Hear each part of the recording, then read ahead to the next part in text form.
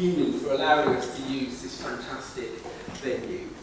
Thanks also, of course, to the Haldane Society for organising this event. Huge congratulations to Morag and Matt for what must have been a painstaking process of putting this together. However, thanks to newly declassified documents, we can now confirm that behind the scenes a very different story is being told, and it started in the 1980s.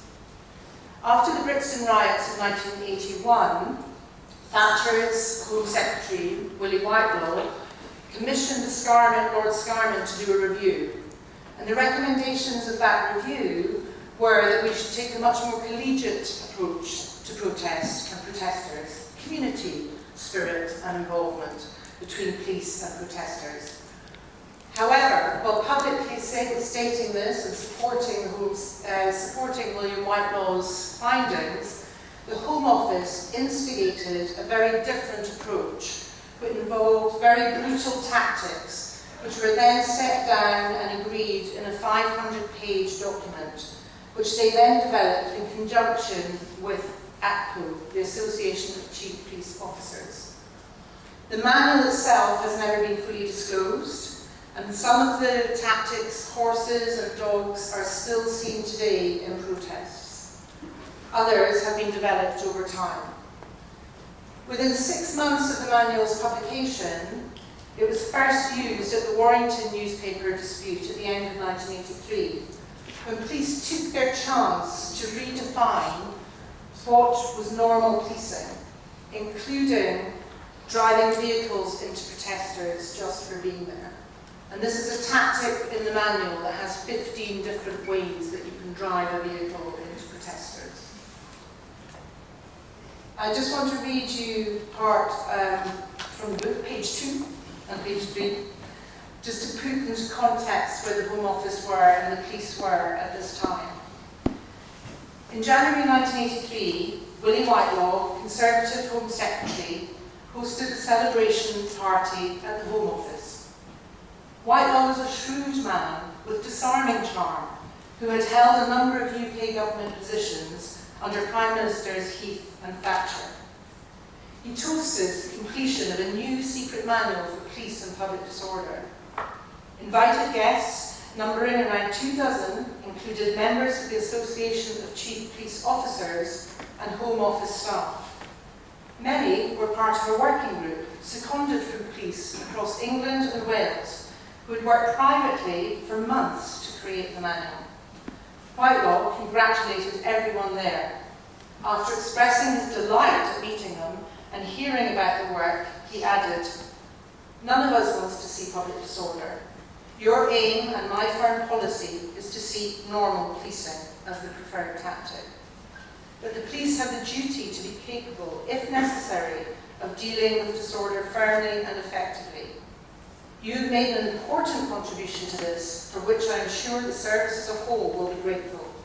And I suggest we now return to our conversation in our classes." So the Public Order Manual of Tactical Options and Related Matters, as it is fully entitled, covered all forms of public disorder and was considered outstanding work by the Association of Chief Police Officers. A Home Office official endorsed it with a note, "May the force be with them."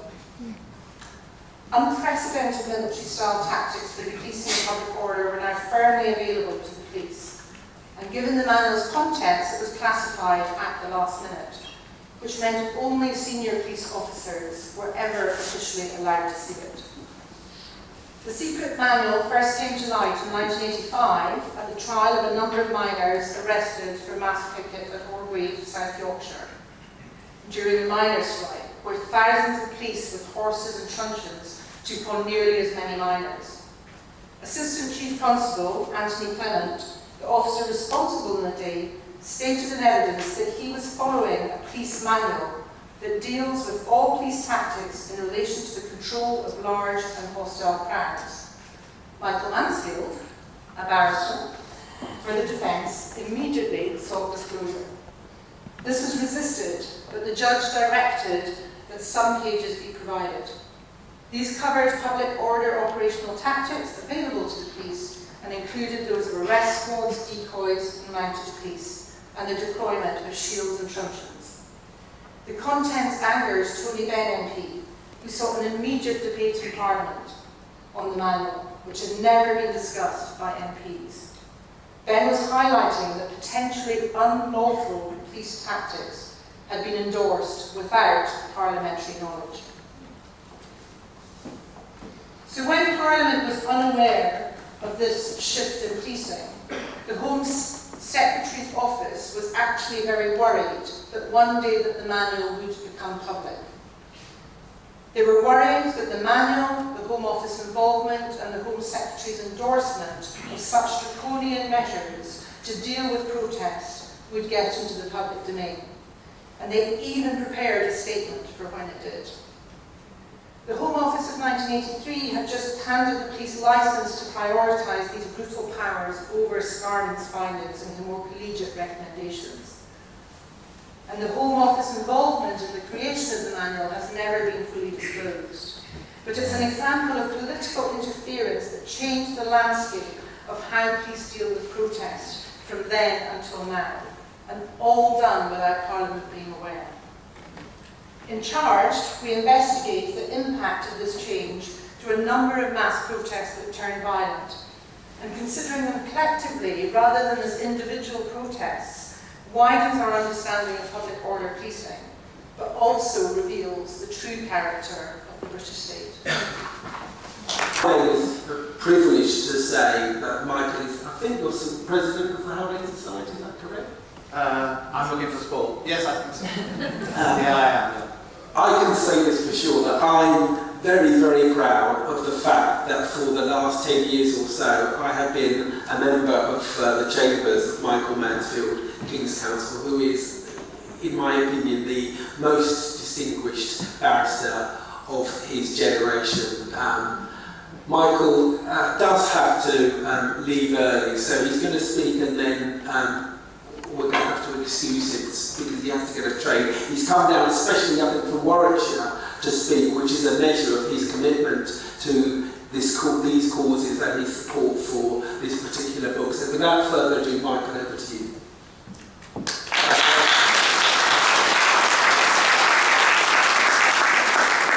A lot of familiar faces. Thank you very much for all coming, particularly two along from the left here who we go back a long way in protest, and I had the privilege of defending Jeremy, fortunately successfully, a long time ago. It was quite fascinating to see that film, because obviously I was going to read a little bit about Organised, but I don't think I need to, because in a sense the film says it all. I do suggest if you get an opportunity, the film is available. Battle for Orgreave. It's not the Archangel one, which was a very arty reproduction, which wasn't the same at all. This is the original one, and I'm almost unrecognisable in it. However, the memories come flooding back from that period because there's a book that goes with it, and I happen to have one of the few copies still left, Battle for Orgreave. This was written by somebody who was involved in the film, and also Bernard Jackson, unfortunately now died, deceased, one of the leading miners who I represented in that trial and in other ones, never convicted. And he and the person involved in the film, Tony Wall, wrote the book almost as a transcript of it. And of course it's important for the film to be shown as many times as possible because it's very compelling, and also the book, if you can get copies, because the campaign for the miners is still going on. We've been many times to different Home Secretaries and said, it's about time, because nobody, not a single police officer, 6,000 odd that were on that day, but never mind, there were lots of other occasions and riots and so forth alleged over this period of time, 84, one tends to forget. 1,100 miners were arrested one way or another during this period for all sorts of offences. So it was grotesque. And I think the most compelling part of the film, for me, was what's on the cover of this book. You can't see it from there. It's a short shield riot squad going into operation for somebody they've picked out that they're going to arrest. Not that that person's done anything. And then what they didn't know at that time, and it was very important, again, for that lesson to be learned. What they didn't know was one miner had very cleverly managed to get up a tree and was in the tree above what was happening. And he filmed it. And the film of that little episode, cameo of what happened on the fields of Orgreave is shocking. I've shown it time and time again to police audiences who obviously try and distance themselves. And I said, that's what was authorised, basically, to go in and you see them pick on this particular individual. They don't arrest him in the normal way. Get fucking down there. And he's put on the ground. He's wearing glasses that get broken. You can see a neck lock around him. And he's dragged across the ground to the police line. And you watch as he goes through the police lines. And he's kicked as he's taken through. Now that's one of the changes that happen. Not that the state hasn't employed force of that kind before, because at Orgreave, funnily enough, the army were called in a century before, and of course everybody knows about Peterloo. But the difference here is that the police were in fact being essentially engaged as a military force, using a military operation. And the bit that gets forgotten about Orgreave, which is important for now, and certainly was important for demonstrations in London over the last decade or more, is an exercise that they sort of call kettling. Some of you may have been subjected to it. Kettling.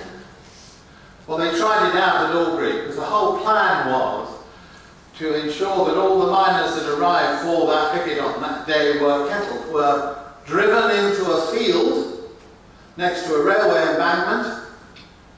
So they couldn't get out of the back because it was straight down to a railway line. The other way were police lines. They were trapped, which gave the police the opportunity to intimidate through dogs and through horse charges, and the officer in charge, Mr. Clement, was actually kind of proud of the fact that, well, if you stand there, you're going to get trampled.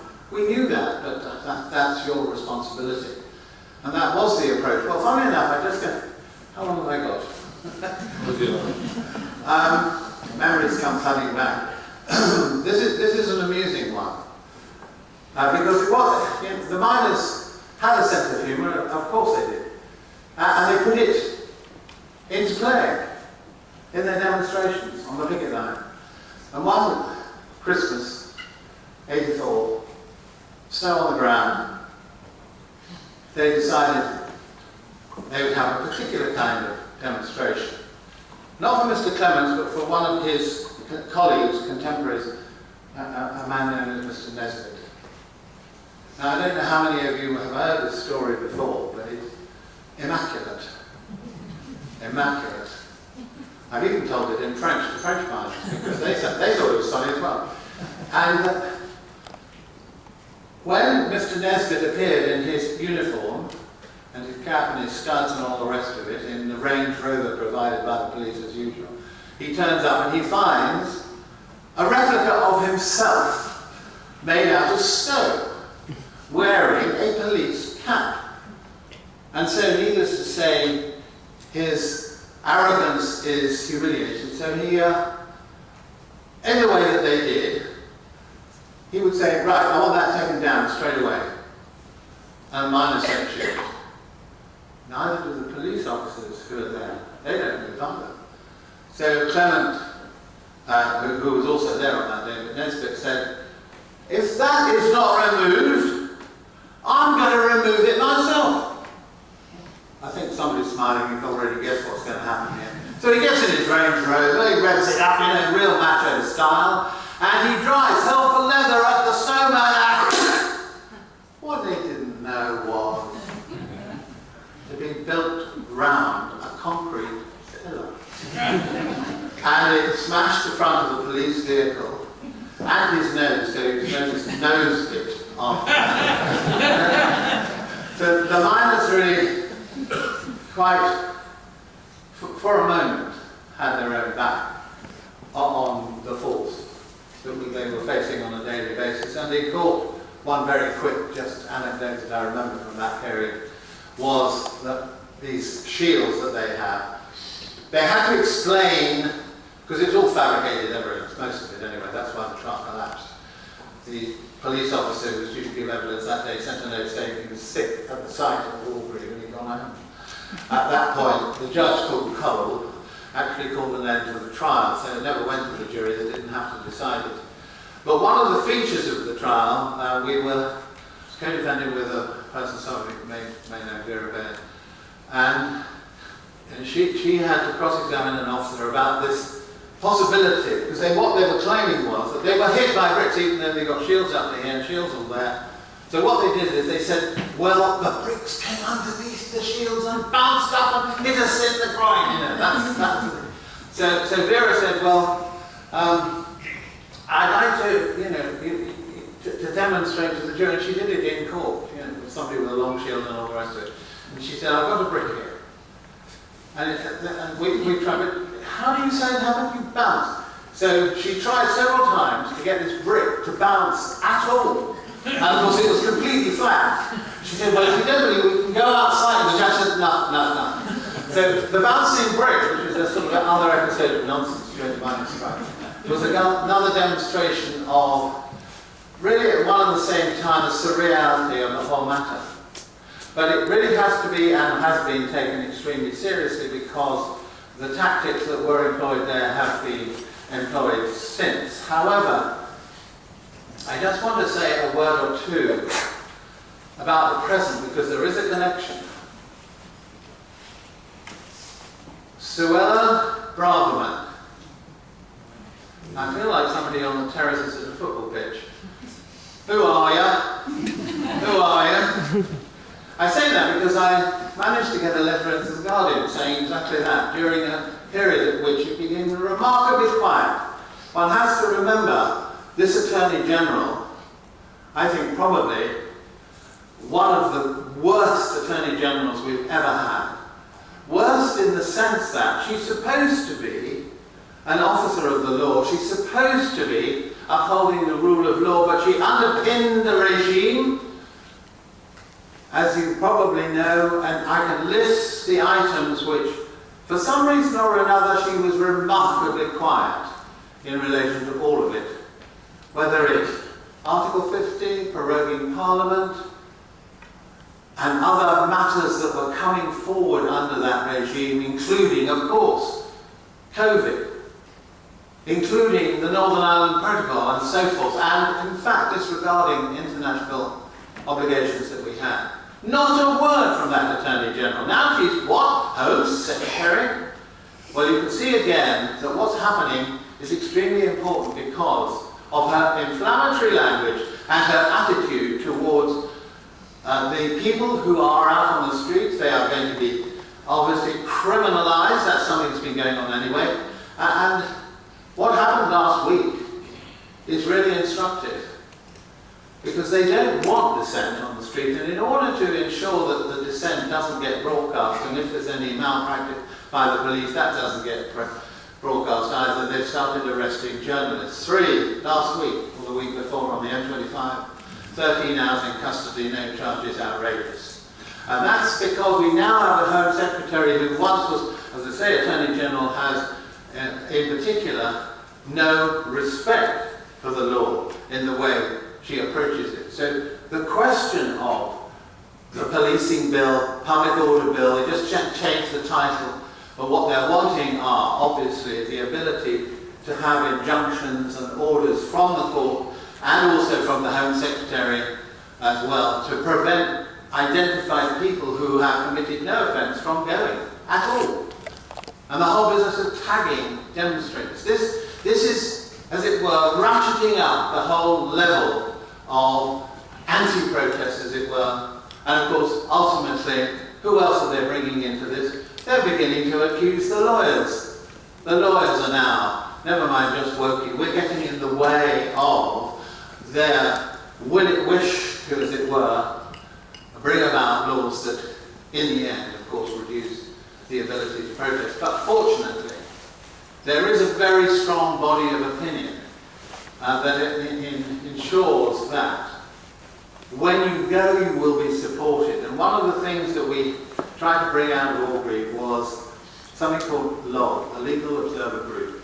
And I would praise in aid again now. It's very necessary for those who are prepared to be observers to go to demonstrations, to be present at demonstrations, to make a note, to make a film, to make a record. Because that's the one thing at the end of the day that actually managed to, as it were, turn all these trials 20 odd years ago, and it still matters to stand alongside and be seen to be standing alongside. So the book is overdue, and I think it's an absolute manual of a very different kind to the one that you've heard about tonight, the ACPO manual. This is a manual about why we need to do what we are doing, and that is why it's so heartwarming to see so many of you here tonight. Thank you.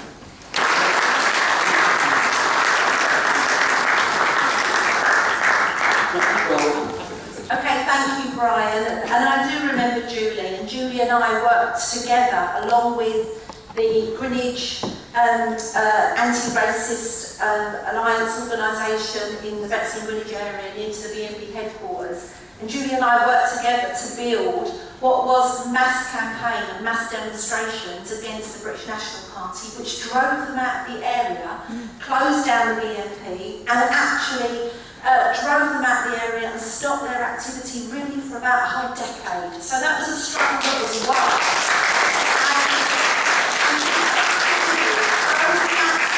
Succeeded in closing down the BNP headquarters. Now, I also want to thank Matt and Morag for producing this book, because I've been reading it, and it is a bit of a trip down memory lane and thinking, oh my God, we were beaten, we were spied on, we were kettled. I mean, some of us in this room, and I recognise some people, have suffered a whole load of abuse and brutality over decades. And this book, Morag's right when she says that they wanted to consider the repression of demonstrations and protests collectively, linking up the events, linking up everything that's happened to our movement, to protesters since the 1980s.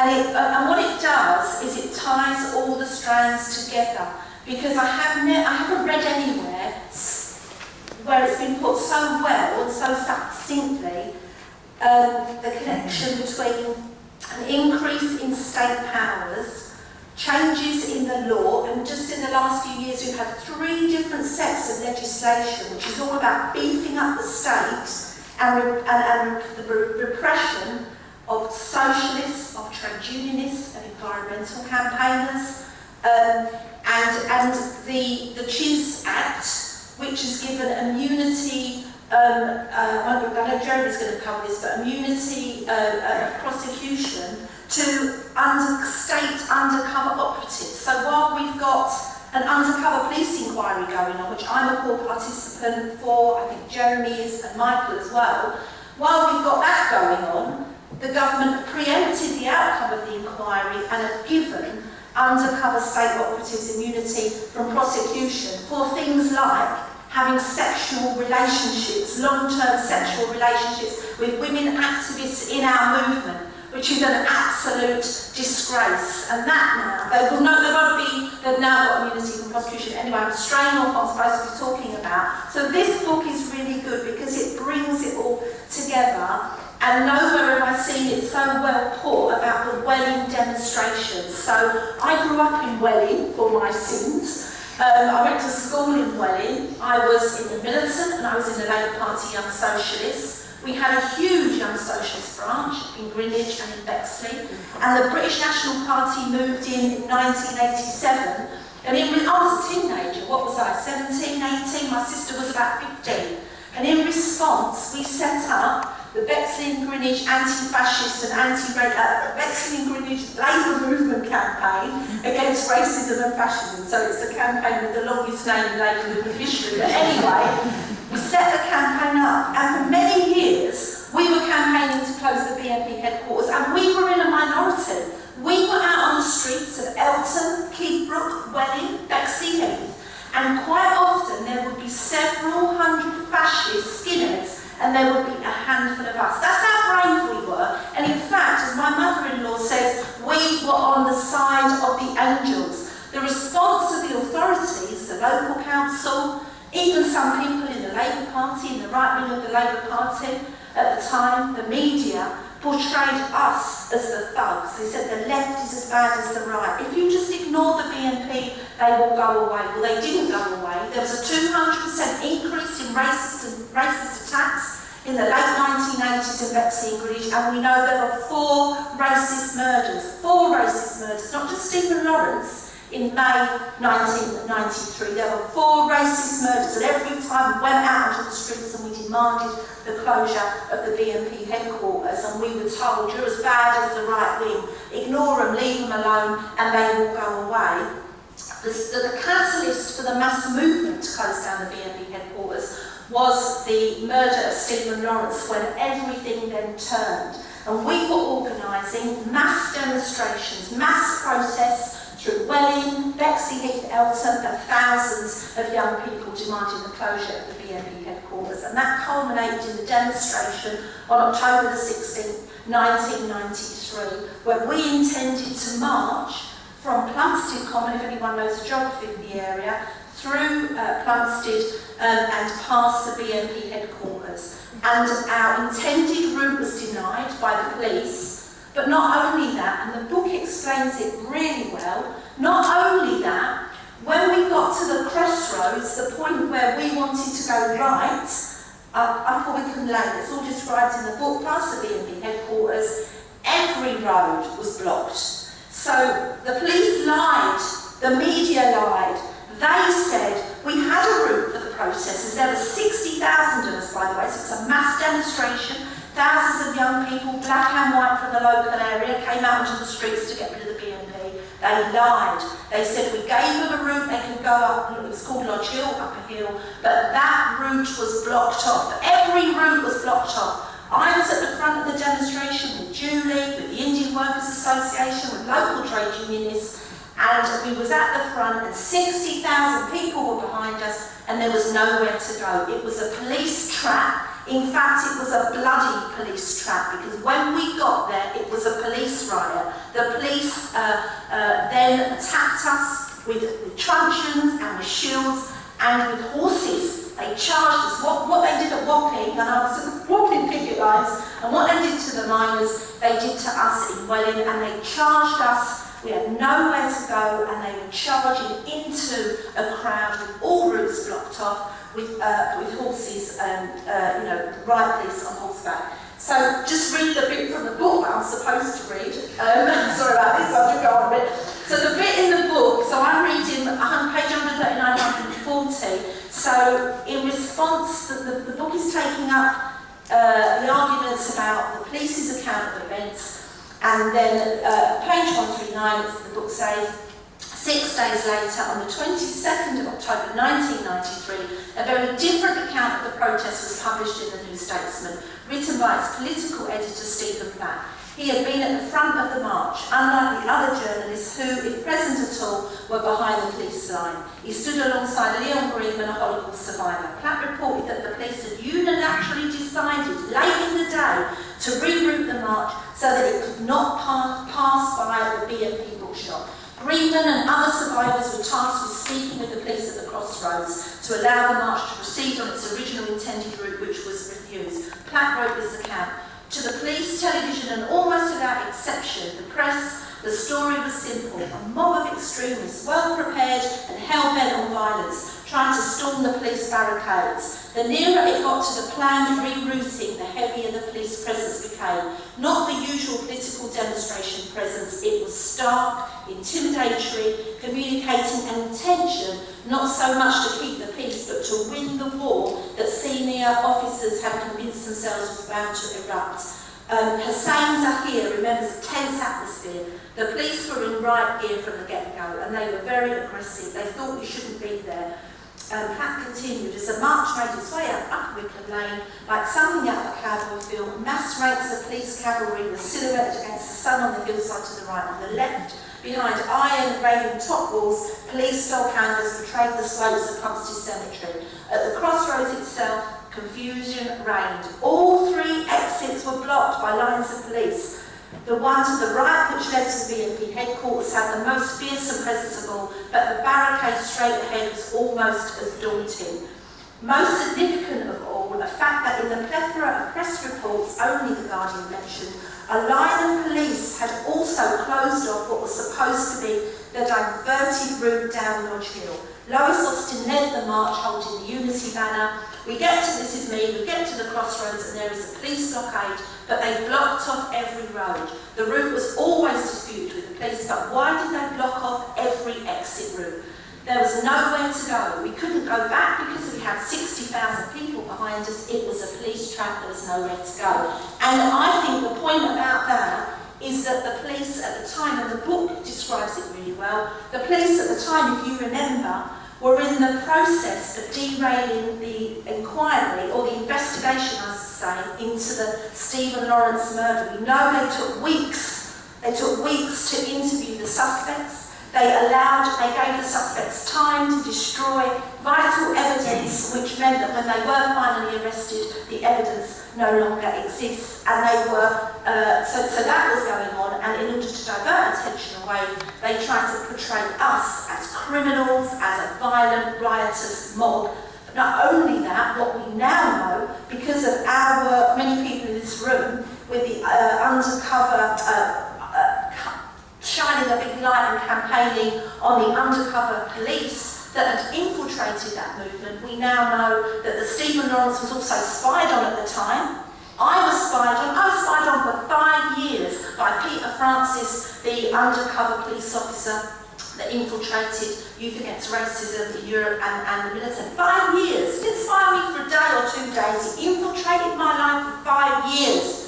And that is what they were up to when they should have been finding the killers of Stephen Lawrence. The very last couple of points I've made, because I know I've gone on, it's just about the kettling and May Day.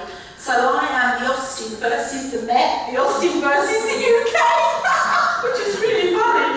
Massive street code with all my nephews. So I was kettled on May Day 2001 along with 3,000 protesters. Again, the book describes it really, really well. And it was frightening. Can you imagine being on a protest in Oxford Circus? You're standing outside at night with a big banner saying End Child Labour, loads of political young people getting radical for the first time on their first protest, and then you get surrounded by layer upon layer upon layer of riot police in full riot gear and shields. Then it starts to get dark, and as the book describes, in one of the other kettling experiences, they start to squeeze you. They push you further and further and further in, so that there's a crush on the inside, and they don't let you out for, I think it was 9 hours actually. We had old people who were unwell that needed to leave. I had a 1-year-old nursery at Waterloo who needed to be picked up, and I was still breastfeeding. I had to get a stranger to rush across London and collect my daughter. But the last point, when we went to court, the Judge Tugendhat, who's got a very nasty son, who's a Tory MP at the moment, he said in his judgment, he said about the 3,000 people who were killed, it was a peaceful protest, we were tired, we wanted to go home, we were sitting on the floor. He said that 40% of the crowd was violent and the rest was supporting the violence. Now that's an outright lie, it's a disgusting lie. And the reason they use those kettling tactics back then was because there was a huge radicalisation of thousands of young people, anti-capitalists, looking for an alternative to the capitalist system, and the state went out to smash it, to criminalise it, to criminalise protest, and to frighten those young people from getting involved in politics and exercising their democratic rights. So I've finished there. It's a really good book, but as Brian, I think it was, I can't remember who said it, but Brian said it, it's a campaigning tool. It's not sit on bookshelves. With the campaign opposing police surveillance, we have said we need to match up the campaign to fight for our democratic right to protest, our right to join a trade union, our right to strike. I've just been organising, I'm a full-time officer of the PCS union, And we've just balloted our members. 5 letters from employers have come in challenging the ballot. We know CWU had to call off action. So all of our democratic rights are under attack, and this book is an important tool in that fight to marry up all of our campaigns on the social and economic issues with our democratic rights as well. So thank you very much for... Thank you. The floor is yours.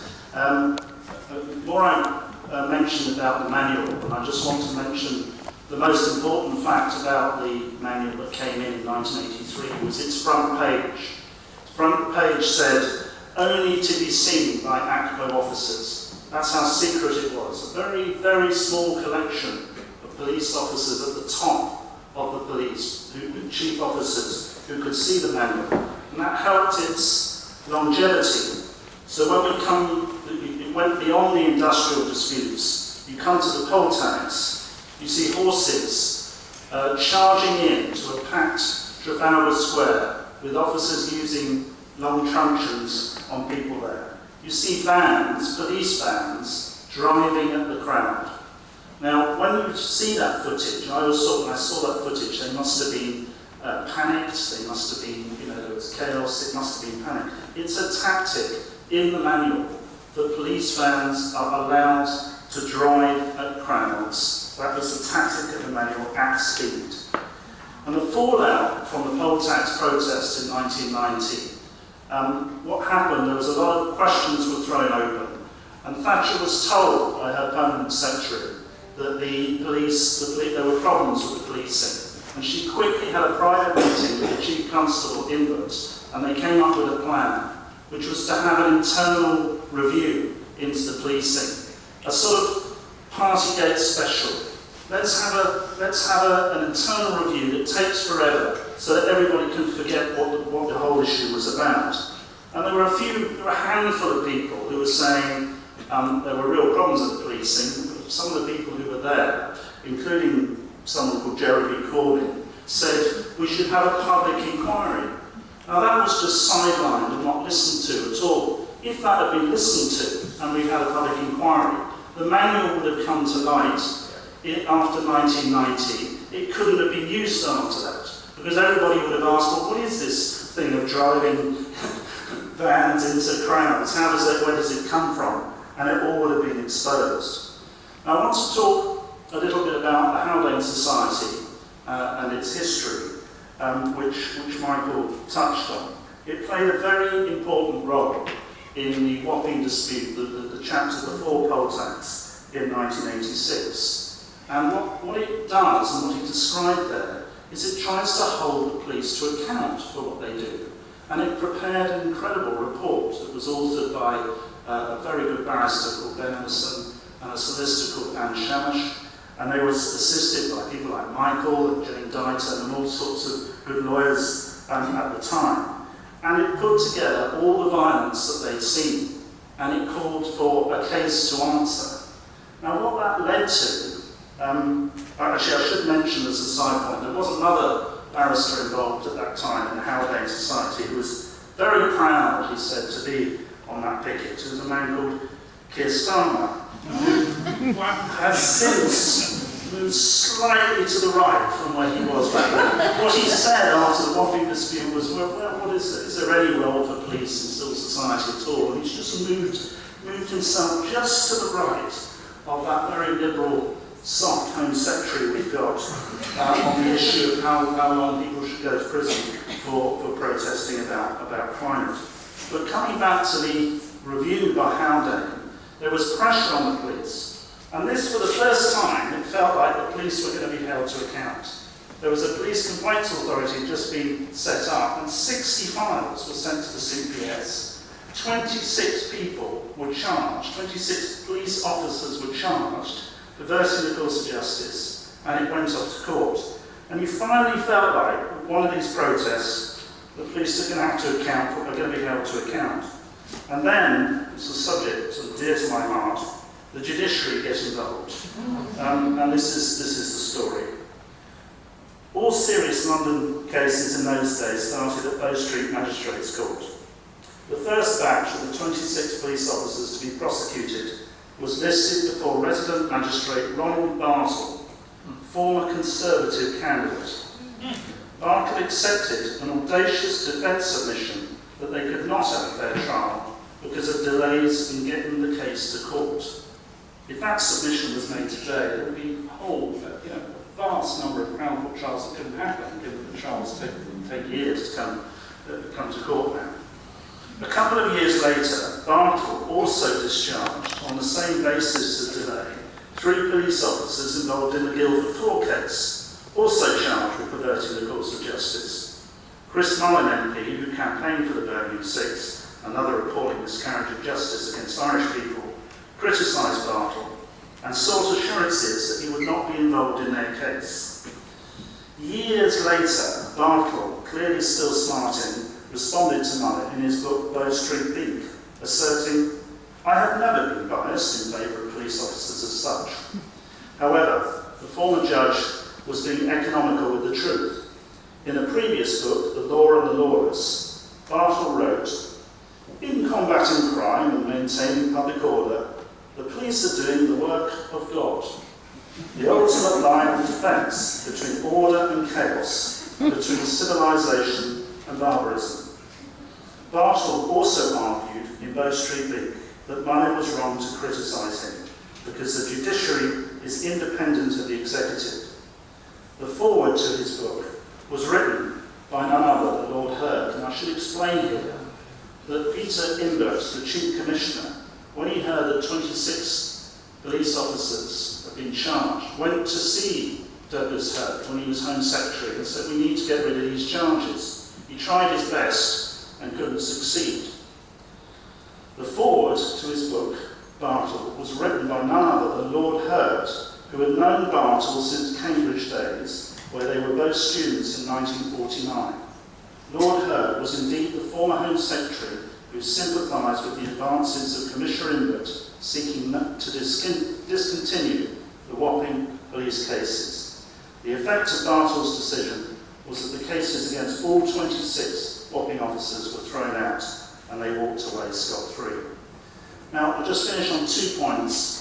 One is to reiterate about the Organised campaign, and it was described to me by my colleague Gareth Pearce as the worst violence she's ever seen, the worst thing she's ever seen in a police station when she went up to Rotherham after that event and the blood in the corridor. And we need justice for those miners. But I mention in particular why I think that campaign can succeed is because the justification not to have an inquiry in 2016 from Amber Rudd was that the police have improved.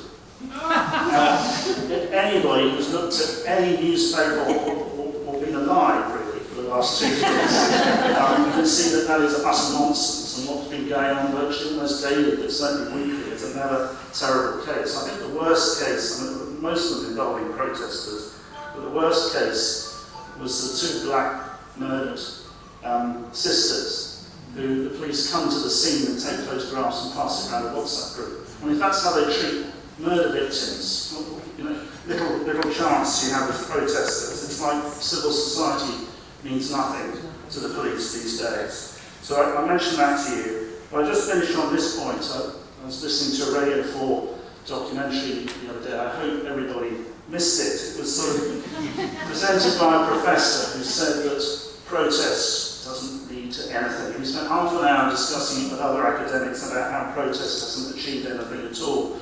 This book is not only about police brutality and how it hasn't been held to account and how all the different institutions of the state that have assisted with that. It's an inspiration about how people have fought and still won, despite there being paramilitary bands. So in Welling, that Lois talked about, 60,000 people attended Welling, an anti-racist protest, probably one of the biggest anti-racist protests in history. And that protest and that campaign did close the BNP headquarters.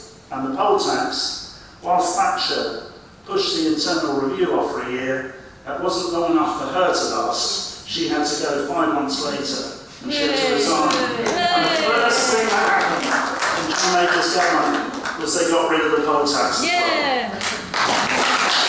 Ben Smoke. Ben is a journalist for, is it Huck Magazine? It is. Huck Magazine, and also an activist, and I think one of the campaigns he's been involved in was the Stanford 12th campaign. That's at 15. Stanford 15. You just killed off 3 of them. The note I was given said. He's on the last one here, so that's the rest of the Well, absolutely. Ben, over to you. Hi, I'm Ben. Nice to meet you. Thank you so much for having me. I'm very honoured to be on a panel with such esteemed speakers and thinkers and organisers, feeling very out of my depth. So here we are. I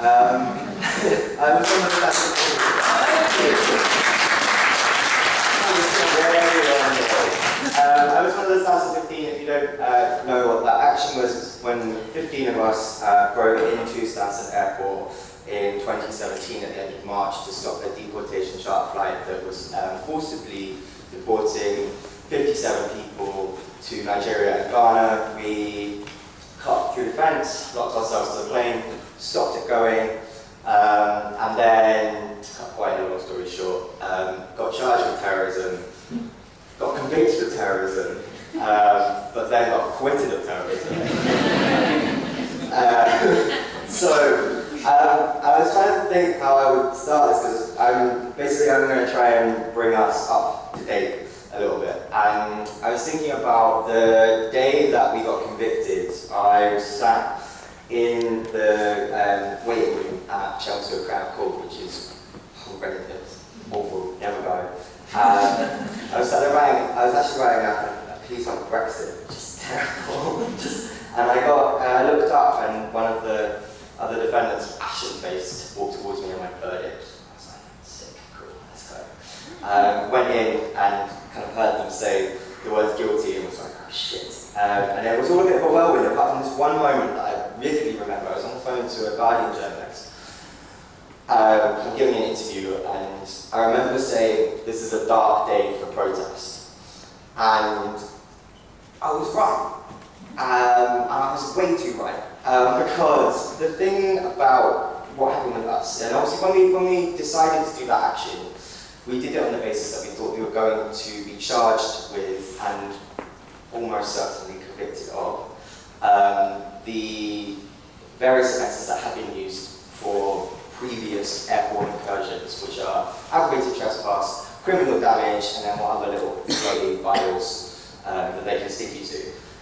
So this escalation to terror offence, so it's the Aviation and Maritime Security Act 1991, which was brought in the aftermath of Lockerbie.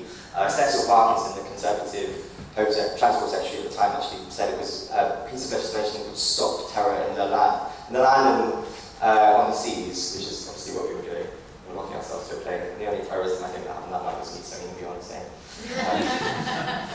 Very badly. So we had a huge and marked escalation. And I remember the email that I got from our solicitor, Raj, saying that they were doing this. And I genuinely replied with lol, because it was just like, obviously, that was ridiculous. Can you imagine? And then I went to Glastonbury, and I remember being very drunk and shouting, I'm a terrorist. My friend was looking like, it's not funny. I was like, it is still. And I came back from Glastonbury, there was Latitude, was very drunk and shouting, I'm a terrorist. It was still funny. Then I came back from Latitude, on the walls was come down, and then we actually were terrorists. I think this isn't funny anymore. And so it's sort of, for me, I think, what's going on now in terms of, people have touched on it, but in terms of the introduction of things like the Police Crime Sentencing and Courts Act, in terms of the introduction of things like the Public Order Bill, the soon-to-be brought back Bill of Rights, we are looking at a government that are hell-bent on attacking our fundamental right to protest in any which way they can. And they really, really tried with us with this terror offence. And they got shot down quite spectacularly, may I add, in the Court of Appeal. We obviously appealed it, because we can't just move into the life of the terror conviction. And it was a real, they really had their answers handed to them. And there is no coincidence that in the aftermath of that, at the same time as the escalation of groups like Extinction Rebellion, like Insulate Britain, like Just Stop Oil, the same time as huge explosions like Black Lives Matter, we've seen, and later, last week, Kill the Bill, that we have seen the government move outside of the realms of the judiciary to try and legislate, particularly off of the back of the thumping majority that Boris Johnson had since 2019. So I'm going to read something really quickly. It's over. From this. I was saying earlier, like being made to read here is like one of those dreams we have. Like where you're in school, but you look down, you're naked. Like Mansfield. Fuck this up, alright, let's go. Right, quiet. This back. This turned into a fight, wasn't it? On the 6th of June 2020, people gathered at Black Lives Matter Assembly. Police sent horses into the young crowd, unprovoked and without warning, just as they had done in the same area a decade earlier against students. A horse bolted and its officer fell off after colliding with a traffic light, which I like to call convict traffic light. A black student nurse was trampled by the horse. I was told I was unconscious for a few seconds. I could just see a whole crowd around me, my sister crying over my shoulder. She was shaking me, trying to get me up. I just screamed in pain. If I made one wrong move, that horse would kill me. Now, as well as being an activist, I am a journalist. I have the pleasure and privilege of reporting on the front lines of some of the biggest seismic, most instrumental movements, actions, demonstrations, organisations that go on in this country. I was there at that moment. I remember standing by Downing Street in the torrential rain. You could not see your hand in front of your face, and suddenly hearing a scream and turning and seeing these horses and running, and then going, oh wait, no, there's a good shot here, and turning around and shooting it, which I got in a lot of trouble for from my editor. She was telling me I have to get myself out of trouble with my memory. But I remember vividly, and I think this is one of the things that we talked about before, why this book is so incredible, because it really brings to life those feelings, those moments when you're stood there and you are facing down the sheer brutality of the state. And I'm kind of waiting on, so I'm going to try and wrap this up because I know we're all eager to hear from Jeremy Corbyn. So I kind of wanted to bring it to a close by talking about how desperately important this book is, how desperately important it is that all of us continue to be involved in the fight of the protest. We stand on the precipice of converging crises. We're standing here with an historic cost of living crisis. The UK economy has just gone into recession. The climate crisis is worsening with every second.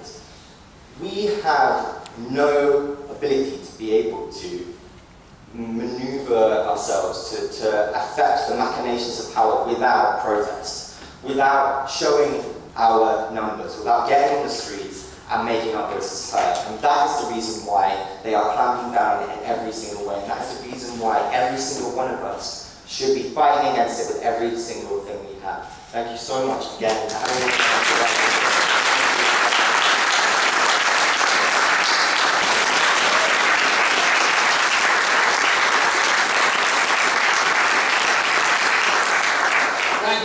Thank you all for being here, and thank you, Morag and Matt, for writing such an absolutely brilliant book.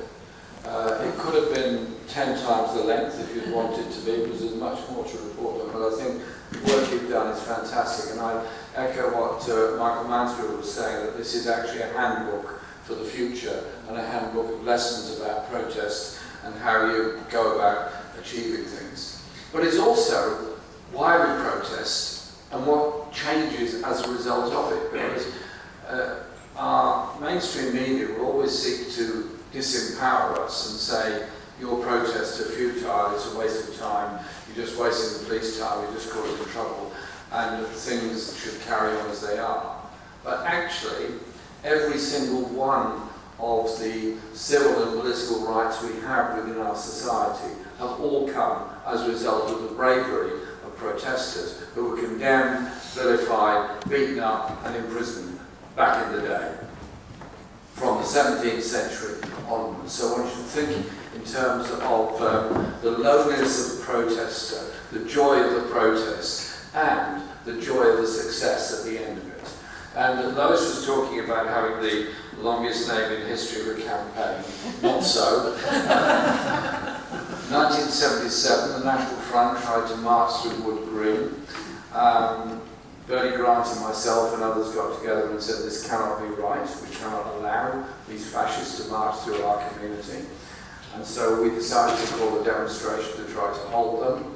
I was advised by the leadership of the Labour Party at the time that this was a very damaging thing in the interest of the party, and I shouldn't be doing this, and I should call the demonstration off.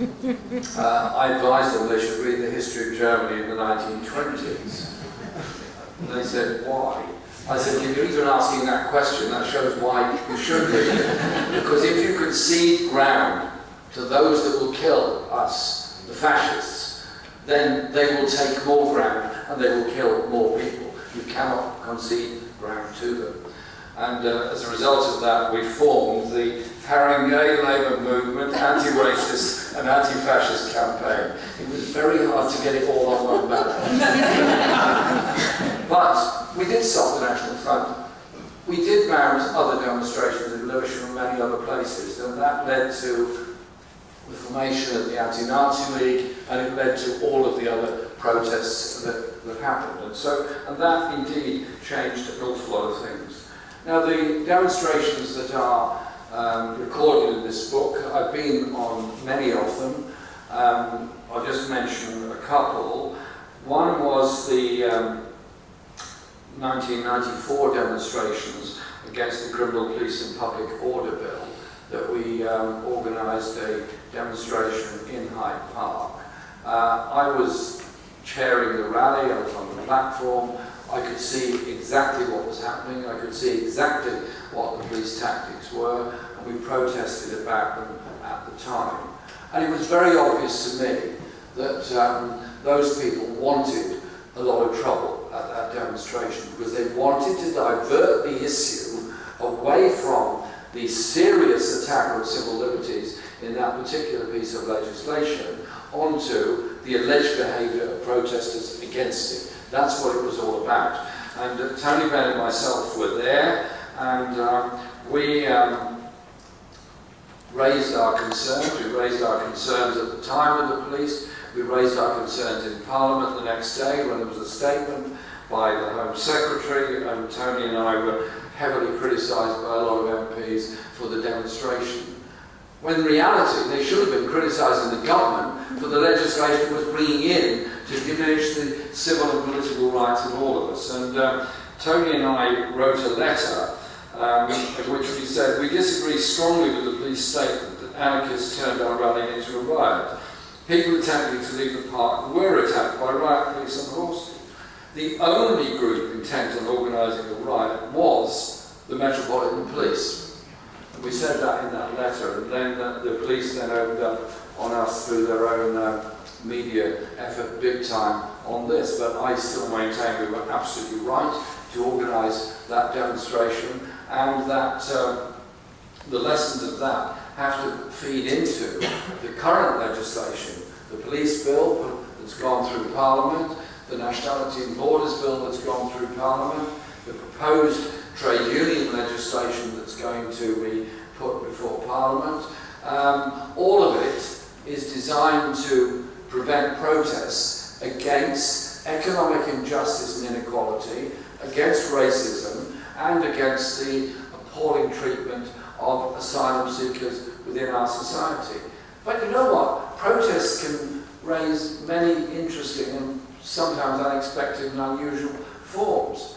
I was delighted when the Royal National Lifeboat Institution basically told the Home Office to clear off and said, we abide by the international law of the sea, which requires us to save life at sea, and that's exactly what we're going to do. And then a lot of people in Kent were starting collecting money to buy a new lifeboat for the RNLI and name it the Nigel Farage. Which I thought was just showing showing a bit of humour at the same time. And a bit of humour in protest never does any harm.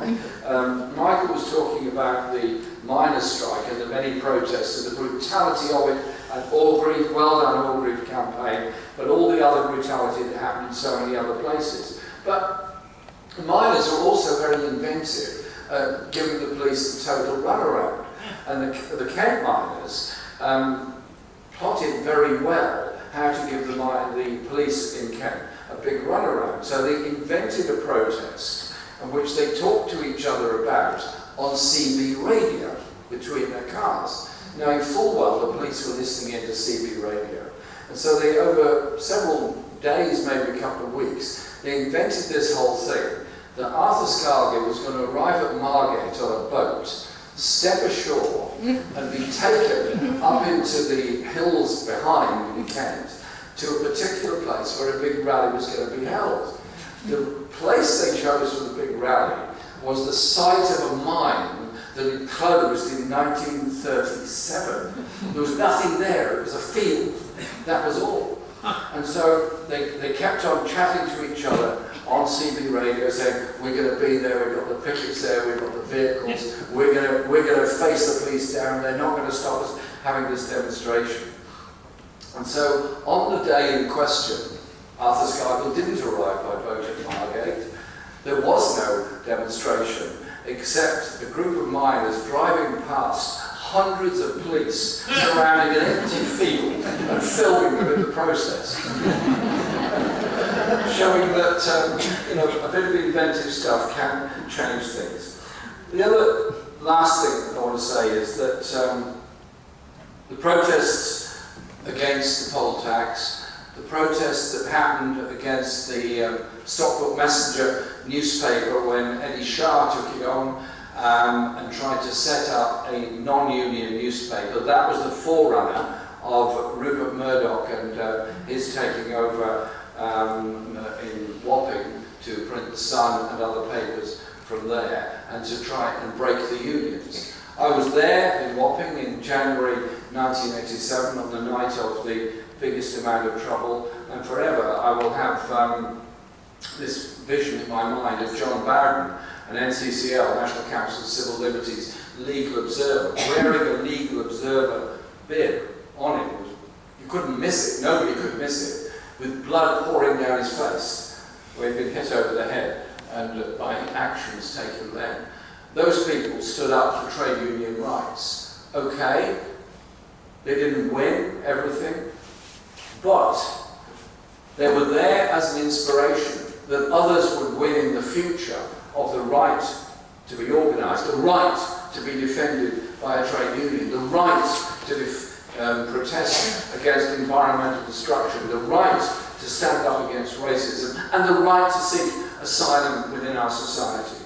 Our history is littered with all of this. And the attacks on us at the moment, coming through the legislation that's been put in Parliament, are very, very serious. And there's another one behind that, which is a lot of Tory MPs would like to do it, to repeal the Human Rights Act and thus remove the European Convention on Human Rights from the face of the legislation. And the next stage would be to withdraw from the Council of Europe and thus from the European Convention on Human Rights, mainly because that court, the European Court of Human Rights, had the temerity to injunct the British government and stop them with that ludicrous idea of sending desperate asylum seekers to Rwanda when they should have been processed and supported and allowed to remain here.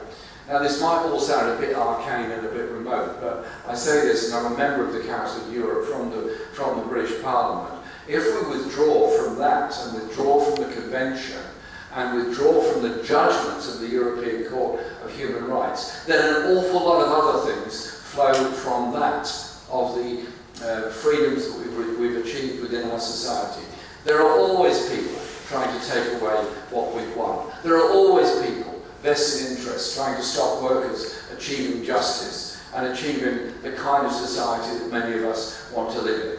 Protest is what brings about change, and this book shows just how brutal those that don't want that change, that want to maintain the inequalities and injustice in our society, can be and how they do behave. So I think we owe a massive debt of thanks to Morag and Matt and to all those other people that have stood up against often impossible odds in order that other people will lead better, freer and more equal lives in the future. Thank you very much.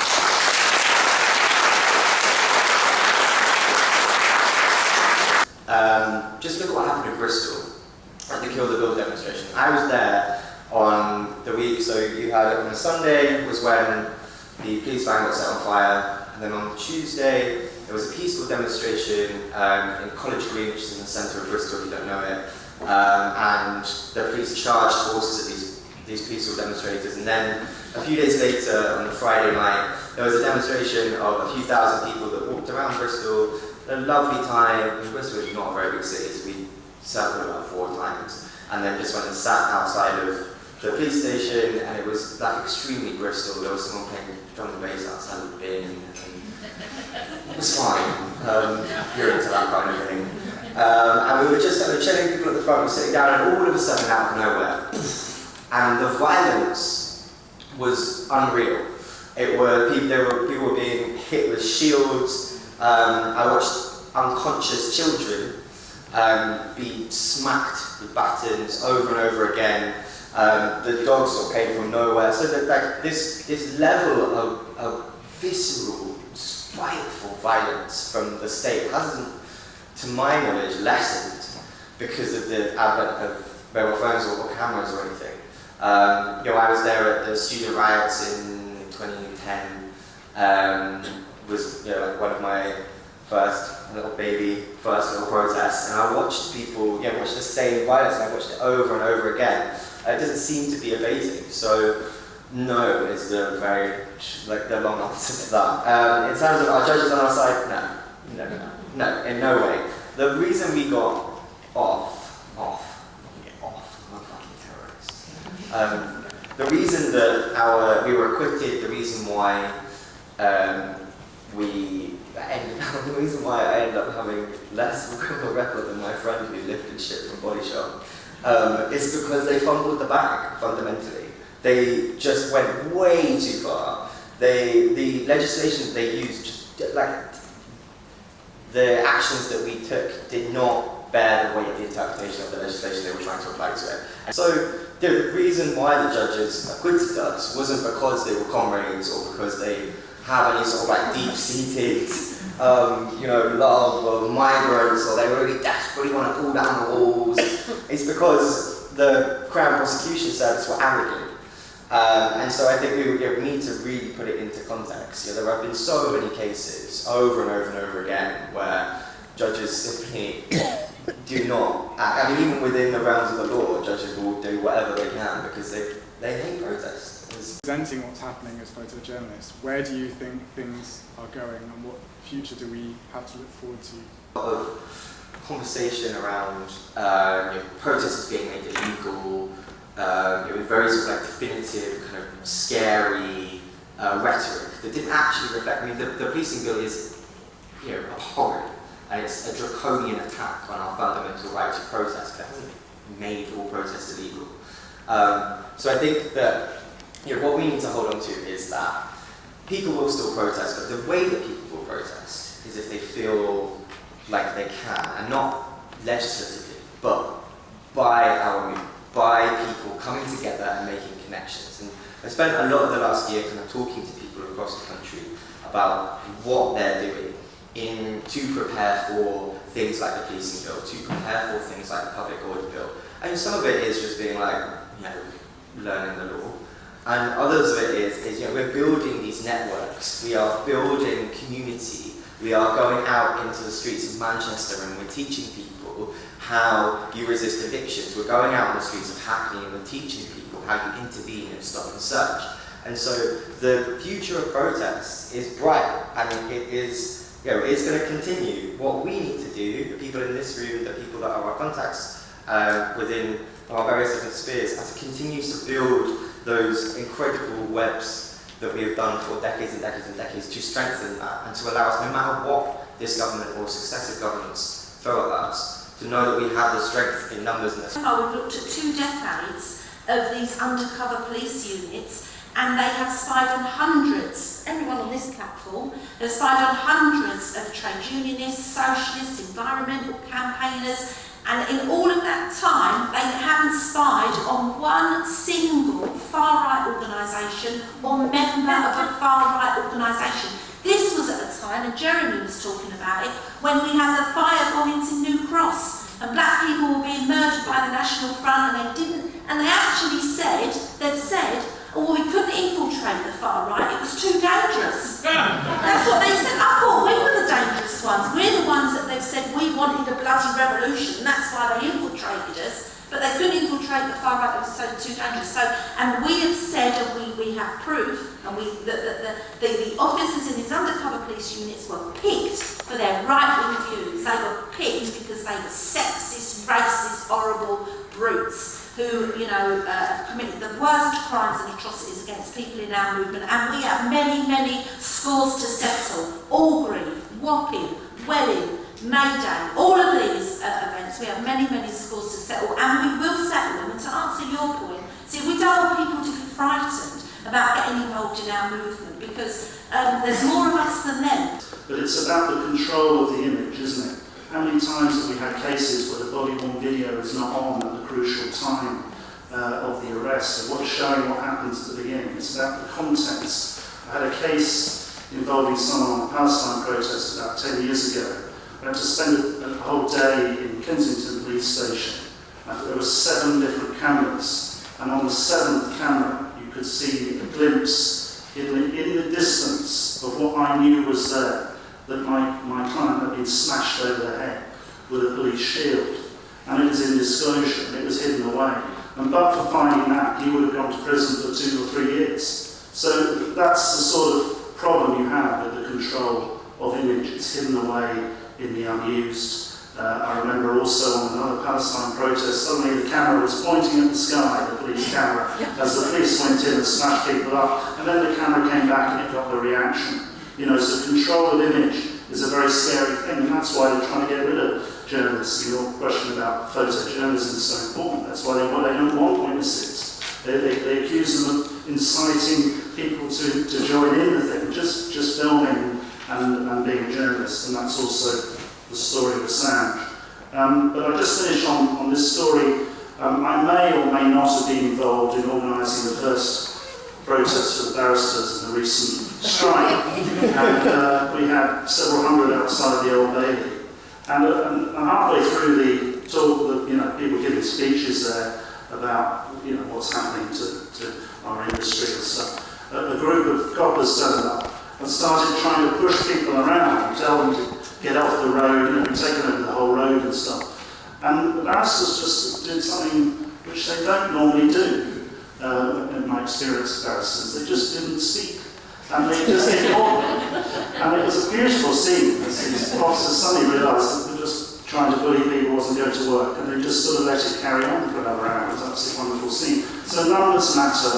They can't stop numbers. They can't. And they also, however much they police, it doesn't ensure them a victory. And it was a lovely victory the other day. I just remind people of people protesting against arms going to Palestine.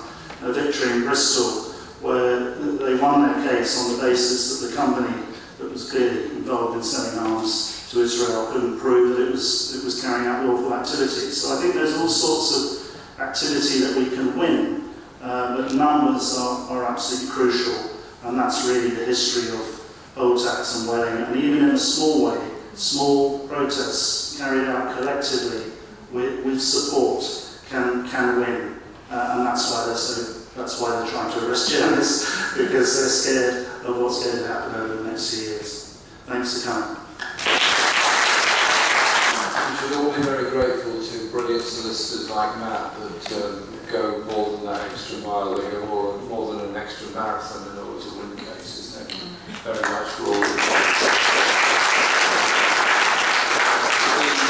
The issue of mobile phones, I think, is crucial, because it means that when you're on a protest or a demonstration or anything else, you can get a record of it, and that it's completely changed the whole narrative of justice, inquiries and knowledge, that everybody has some degree of access to film media and so on as a way of recording injustices that have happened.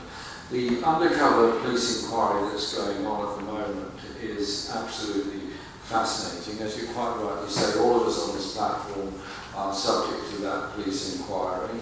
I was offered the files on me, providing I accepted them in a redacted form. This was about 6 years ago. And I said, no, I want the whole file and not at all. I'm not prepared to allow you to redact what you were obviously up to in the 1980s when we believed this was going on, and it was against those of us who were involved in Birmingham 6, Guildford 4 campaigns and so on, all of which were eventually successful. But it also crossed over into, and this is where it becomes very unpleasant, into the whole blacklisting of the Shrewsbury building workers and others, where you get a crossover of economic interests and police surveillance, and it becomes extremely serious, and that's something we have to do. Protest, obviously. The last thing I just say is, what's the future of protest? Well, yes, they will try and put through legislation banning sympathetic industrial action, which would be contrary to the International Labour Organization Convention. They will try and put this stuff through of that, I'm sure. And if they try to ban protest of some sort, okay, what will happen is protest will happen. Yeah, exactly. Protest will happen. Are you then going to criminalise people for protesting about food price rises, about rent increases, about poverty, and all this? Surely any rational human being would look at the reason why people are protesting and do something about the injustices rather than condemning those that support the victims of injustice. Horrendous legislation that we've heard about, the Police Courts Crime and Sentencing Act, the other legislation that the government has either introduced or is proposing to introduce, they're doing that because of the power of protest. The fact that they're talking about new legislation to curtail the right to strike is because of the power of protest and the power of organisation. And the challenge for us, therefore, is to ensure that we continue to give them that trouble, that we continue to organise, that we continue to protest, that we continue to challenge. That's why a book like this is so important. That's why a meeting like this is so important. That's why each and every one of us, going back to our workplaces, our trade unions, our colleges, our campuses, our families, wherever we go where we meet other people, and carrying the message of this book and the importance of continuing to campaign and organise it. And damn, if Barrisons, we can go on strike and actually win a little, not as much as we should have done actually, but if we can take inspiration from the rail workers, from the postal workers, from civil servants and others taking strike action, and finally begin to take a bit of collective action ourselves, if we can do it, then I'm sure everyone else can do it. That's why meetings like this and campaigns and protests are so important. That's one of the critically important messages at the end of this book, is that we have to continue to organise to defend our right to protest. This book isn't just a look back at struggles of the past. It is a book about what we can, must, should and can successfully do in the here and now and in the future.